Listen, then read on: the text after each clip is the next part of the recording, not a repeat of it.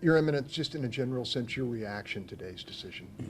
I think my reaction would be shared by many bishops and, of course, many Catholics. We consider it disappointing and, in fact, a tragic decision. I'd associate myself in some fashion with Chief Justice Roberts, who dissented from the narrow majority, 5-4, when he said, whatever people may say to celebrate today, he said, this decision had nothing to do with the Constitution. And for us, that's what it is. There's nothing in the Constitution that would demand this decision except judges acting like legislators rather than legislators. For us, what it does is it tries to redefine marriage. And you can't redefine marriage from our point of view. Marriage will always be between one man and one woman.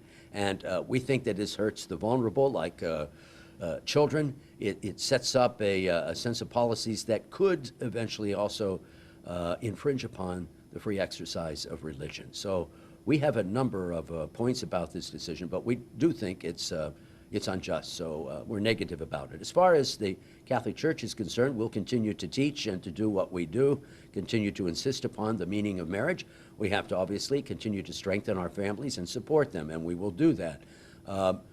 Another thing we'll do is we'll continue to work in the public square so that our free exercise is both guaranteed and there's no pushback, and we'll also work to see if we can undo this.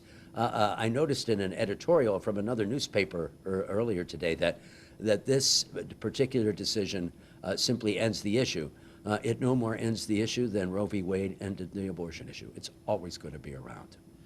Your Eminence, does this have any impact on the sacrament of marriage within the Catholic Church? It has no impact whatsoever. For us, again, as I mentioned even in my earlier remarks, marriage is between one man and one woman. That's the only way there can be a sacrament of marriage. So from our point of view, this will have absolutely no effect in terms of celebrating the sacrament of marriage in our churches.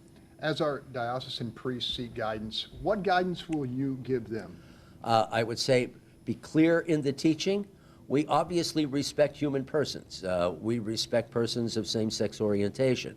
What we have to teach is that you don't have a bias against people of same-sex orientation if the issue in reality doesn't apply to them.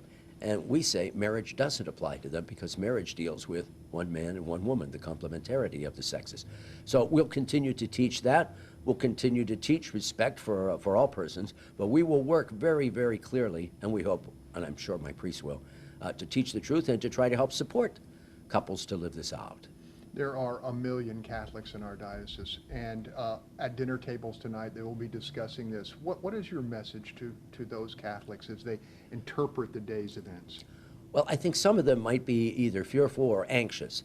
And to that I tell them, look, our tradition even precedes us. You know, from our point of view, marriage precedes the state. Marriage even precedes the church.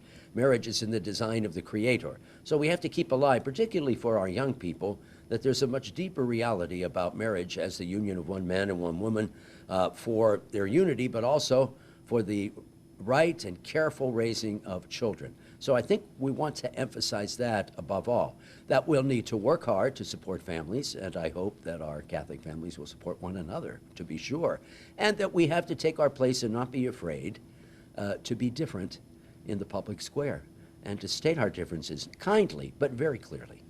And that may be the answer to my final question. There are those who will accuse Catholics of bigotry. Mm-hmm. How do they respond? For us, we respect every human person made in the image and likeness of God. For us, it's a question of the definition of what marriage is. You can't be bigoted against those of same-sex orientation if, in fact, the reality of marriage does not apply. Some would obviously disagree with us, but our disagreement is on a fundamental reality about what marriage is, not about the personal worth and dignity of anyone, whether of same-sex attraction or of opposite-sex attraction. Do you expect guidance from the Holy Father? The Holy Father has already spoken about this issue. In fact, he even mentions it briefly in his most recent encyclical, but he has talked about it in other forums prior to this and has spoken very bluntly and candidly about the meaning of marriage. So, yes, I think the Holy Father will be a strong support. He's coming to the United States this September. My suspicion is no doubt he'll at least have some comments about this issue. Your Eminence, thank you for your time. Thank you, Greg. Thanks very much.